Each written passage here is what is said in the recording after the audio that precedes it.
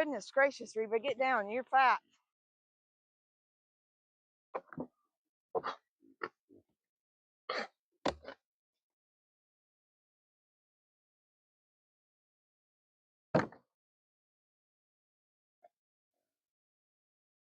Hey y'all, welcome back to the ranch. We're always living life up to no grid.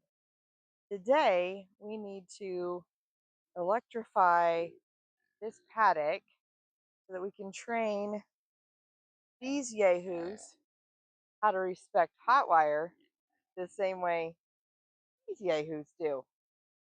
We run most of our pigs on single strand hot wire, but the little ones can just get right under it. So it's time to get them trained up so that they know how to respect the hot wire. And that way they won't get out. So the first thing we're going to do is get them fed so that they can be distracted and not bugging me while I'm trying to run the hot wire.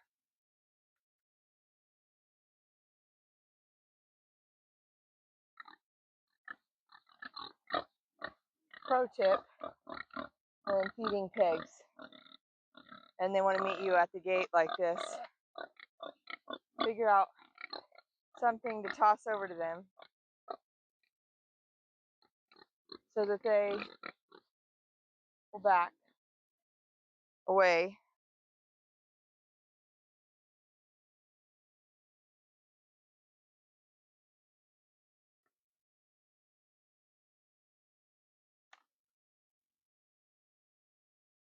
Then you can just come on over and feed them.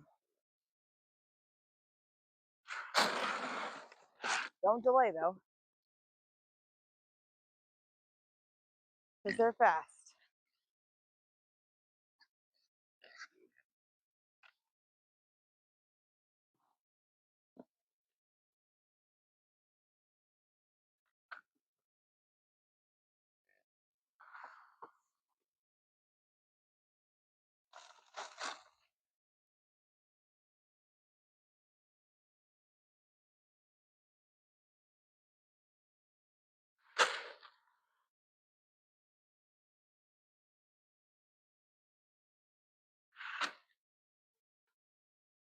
Our feeder pigs, grow out pigs, whatever you want to call them, we feed them twice a day. Our breeders, when we're just on a maintenance diet, we just feed them once a day.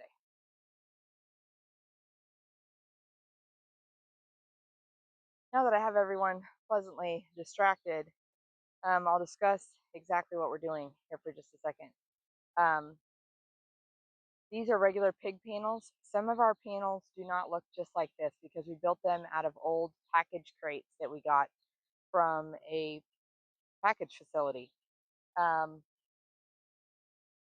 What we were having a hard time was finding out how to, the reason this isn't electrified yet is because we didn't know how to get standoffs, insulators, that were long enough to accommodate for a slightly wavy fence and also that would fit the width of these squares.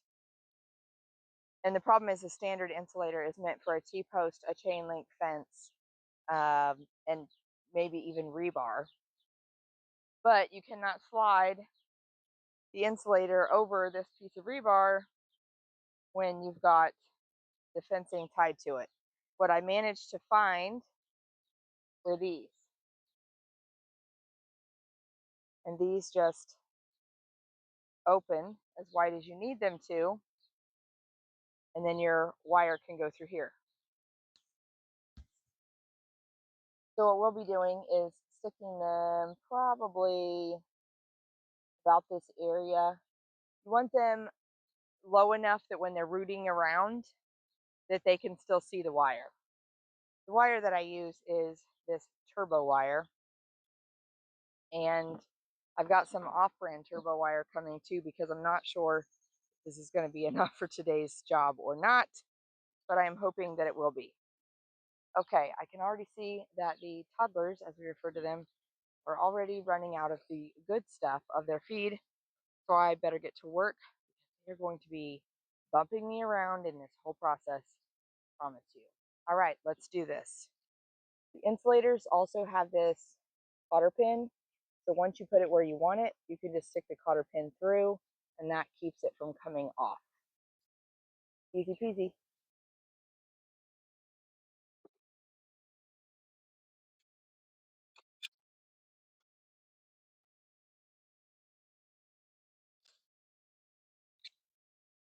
This is why I no longer allow myself to own anything that doesn't have pockets.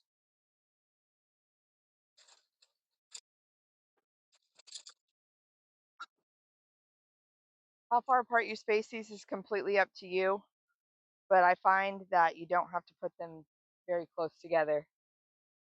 Once they realize it's hot, they're not going to be messing with it a whole lot.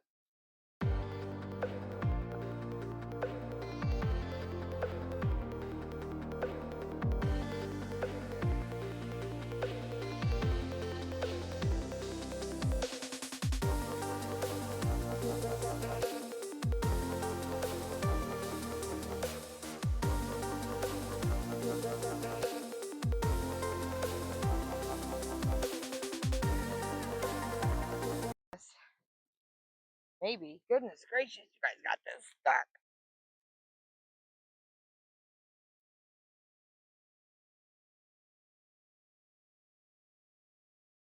Hey.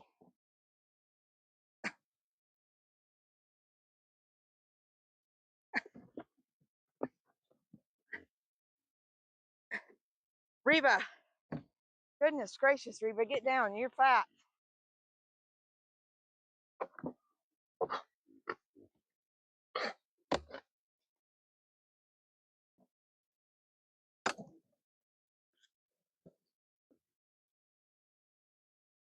Okay.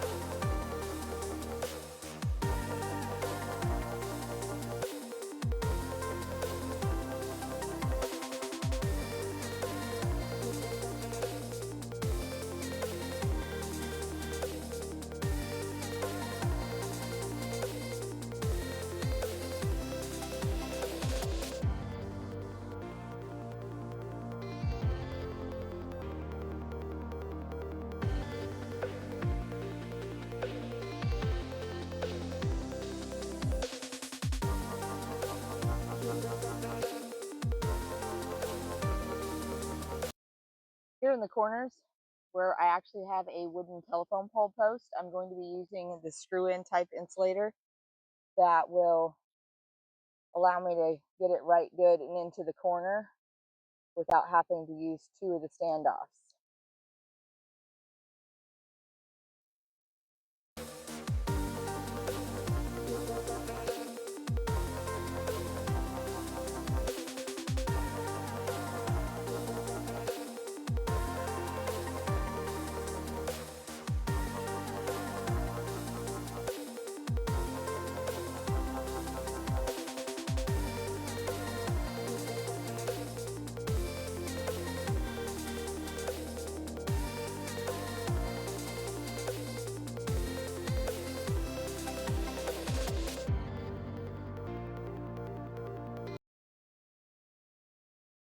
These over here are some of the panels I was talking about. You'll see these have different size holes in them.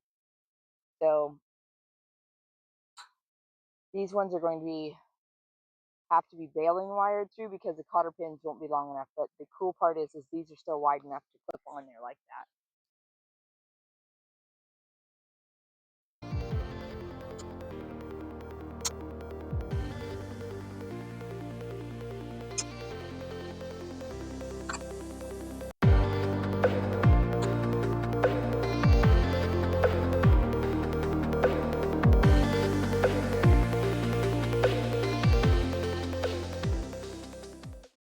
Okay, now we'll get our wire and wire this in.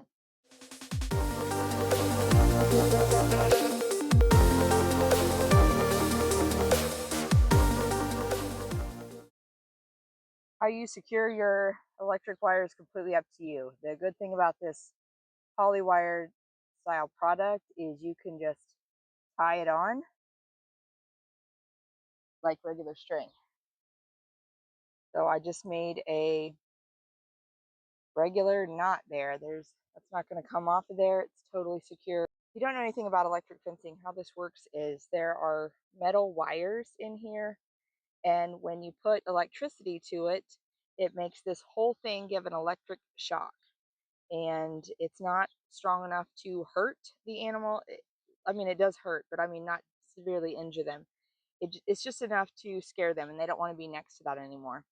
So they are not going to be like rubbing on it or biting it or anything like that. You don't have to worry about those kinds of things. So as long as it's somewhat taut and secure so that it can be nice and conductive, then you should be good to go.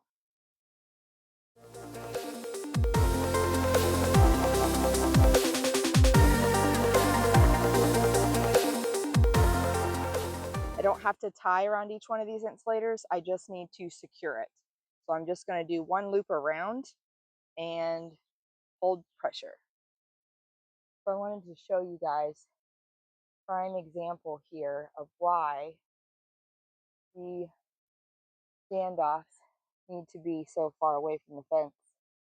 Because when you have an uneven fence line, the wire could possibly touch the fence panel itself, and that would then electrify the entire fence panel, which is not something we want to do because it's touching the ground, and then it would just ground out and not work at all.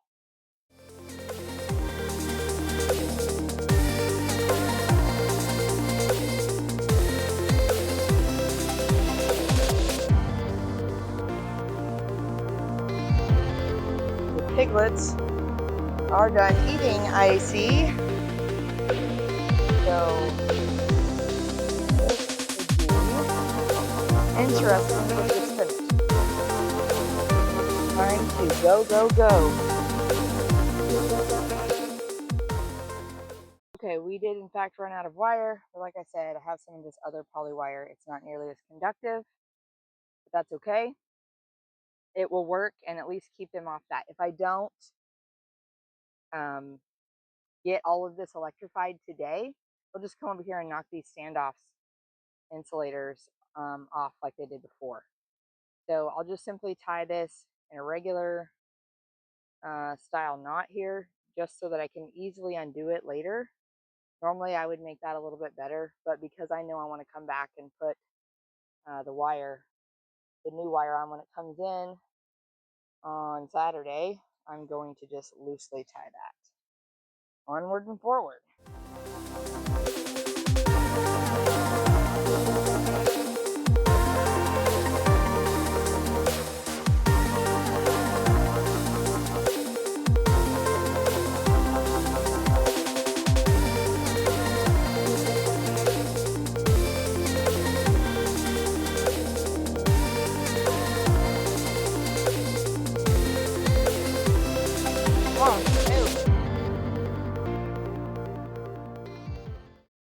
So Reba here is going to be one of our future breeders. So she's very used to us because we've made her that way. She's not as jumpy.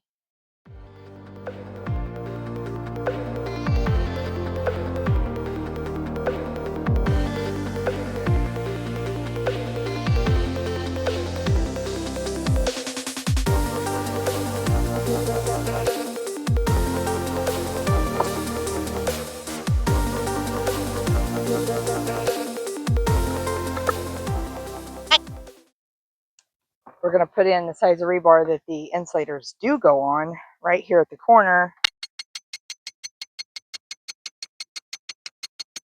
We have rocks everywhere. I don't know if you guys heard that sound difference, but we have hit a rock. Hopefully this gives us enough strength for what we're looking for here. So I've got two insulators on here for a reason. That is because I want to take this wire up before cutting it off so that my fence charger has an easier time getting to this, and it's easier for me to unhook if needed. We're all but done here. Just going to loop this in a few times. Again, it shouldn't be a big deal because these guys should not even be coming close to this part. And once this gets hot, they're not going to want to be touching it. You do just want to make sure that this doesn't, like, you don't want a loose end that can touch this because it's going to ground out. So, which speaking of, we're going to need a ground rod, but I think I can use this big piece of rebar here. Okay, y'all, I think we are all set. That sun is brutal today. I am ready to get out of here. I have this new solar charger to electrify our fence with, and I really like it because it just attaches to any post, and also it has an on-off switch, which I really like. So we're going to attach this in two places. Rod. Hopefully that's good enough. And then the other being to our electric wire. And that's part of the reason why I left that bigger loop, because I want to make really good contact, especially since this is not the best wire. I'll be really happy when I get that. So we're going to flip this switch back here and see what happens. Hold your breath, and I'm standing back. No one is touching the fence right now.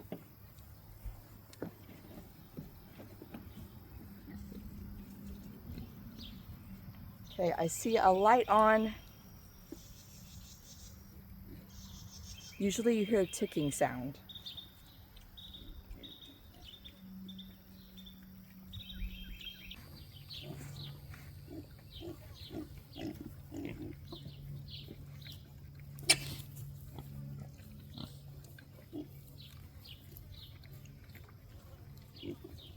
You guys probably saw as I was getting ready to leave to go get the fence charger, Reba hit the fence and promptly went away from the fence, so then I knew it was hot. And then one of the other little Durocs went over there, and now I know it's hot. Pigs are super smart. Once they know where the line is, you can take it down and they still won't mess with it. I'm really confident that they're going to be able to learn the boundary lines pretty quickly, and then that way we can start rotating them, because this ground is starting to get a little bit wore out and we need to get them onto greener pastures, so to speak. And if you have any questions about hot wire or pig raising, happy to help answer any questions that y'all may have. Thank you so much for watching. We'll catch you next time. Remember, never a dull day at the ranch.